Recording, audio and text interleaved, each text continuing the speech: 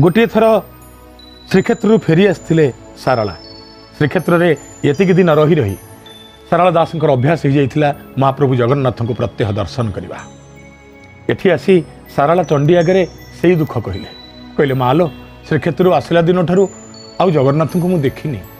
हे माँ सतरे कौन मु जगन्नाथ को केवे देखिपारि से दिन तिथि थिला आषाढ़ शुक्ल एकादशी। से तिथि माँ सारला कहले व्यस्त होना तू जगन्नाथ को देखू आउ ते पुरी जावाक पड़ोनी यानी प्रति एकादशी रे मु श्री जगन्नाथ बेश हेबी।